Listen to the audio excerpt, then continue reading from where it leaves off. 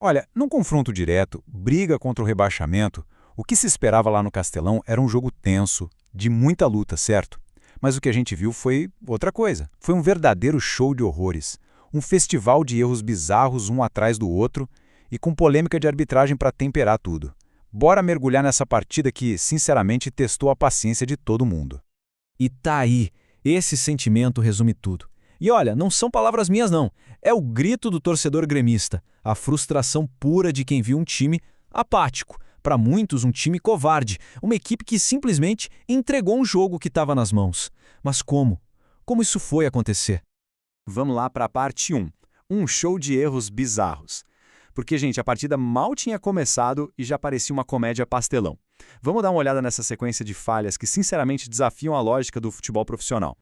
Menos de 5 minutos de jogo. E o placar já estava aberto. O Grêmio, completamente desligado, já saía atrás. E o jeito que o gol aconteceu... Ah, meu amigo, é de doer na alma. E a origem do gol diz absolutamente tudo. Não foi mérito do ataque, não. Foi um presente, um presentão da defesa. O Kahneman, um zagueiro experiente, erra um passe que não se erra nem na várzea. Entregou a bola de bandeja para o Barreiro, que, claro, não perdoou. Um erro assim, inacreditável para um jogador desse nível.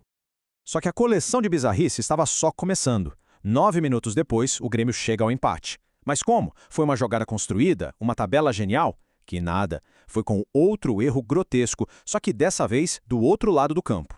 E olha, o lance do empate resume o nível técnico dessa partida. O goleiro Breno do Fortaleza vai fazer uma reposição simples, ele quica a bola e deixa ela cair no pé do Carlos Vinícius. O atacante só teve o trabalho de empurrar para o gol vazio. É sério, um lance que entra para a antologia de falhas do campeonato. Fácil. Então, com o jogo empatado em erros, o Grêmio pareceu que ia acordar, né? O time encontrou ali um momento de lucidez, conseguiu virar o placar e deu a impressão de que finalmente ia controlar o jogo.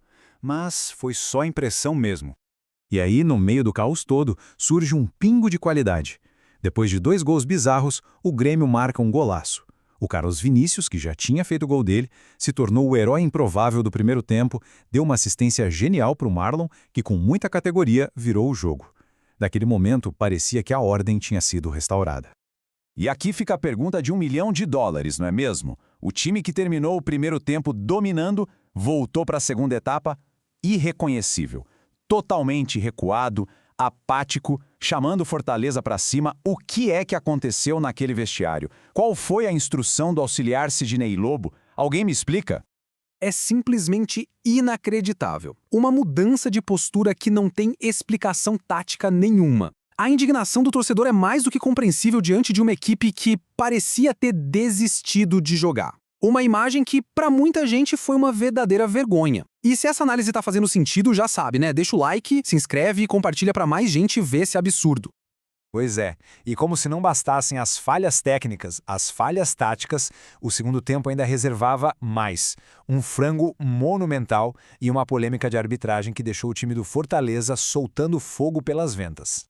E de tanto chamar, a pressão do Fortaleza veio o resultado. Aos 18 do segundo tempo, uma cobrança de falta de muito longe. O Matheus Pereira arrisca, a bola viaja e entra. O Grêmio cede o empate. Mas a pergunta que não quer calar é como essa bola entrou. E aqui está a resposta. O grito da torcida diz tudo. O Thiago Volpi, completamente mal posicionado, adiantado demais, é encoberto pela bola. Um frangaço. Um gol que era totalmente defensável e que ele simplesmente aceitou. Mais um erro individual que custou muito caro. E agora a gente entra na grande polêmica da partida. Porque se os erros dos jogadores já não fossem suficientes, a arbitragem resolveu ser protagonista. Ou melhor, se omitir. O Fortaleza reclama, com razão, de um pênalti claríssimo que não foi marcado. E a pergunta que ecoa no Castelão é: para que serve o VAR? Os fatos, segundo o Fortaleza, são esses aqui, ó.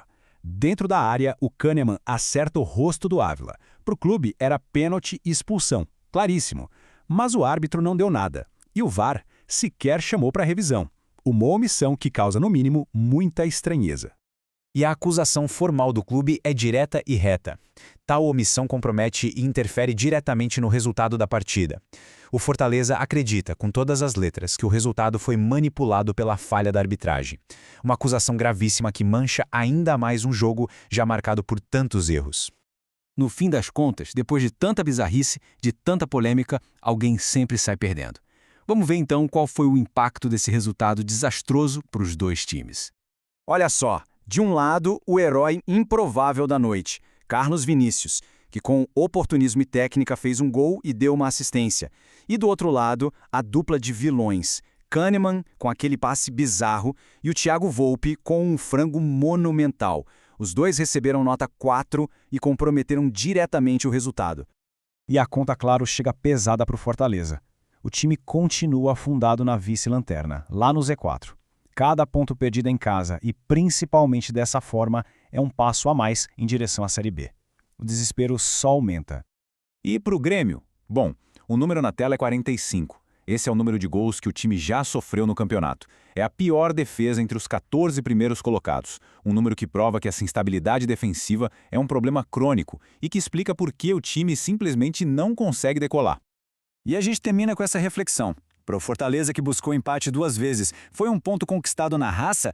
Ou para o Grêmio, que virou o jogo e depois entregou tudo com erros primários, foram 2 pontos jogados no lixo? No fim, para ambos os lados, o empate teve um gosto bem amargo de derrota. Uma noite para ser esquecida no Castelão.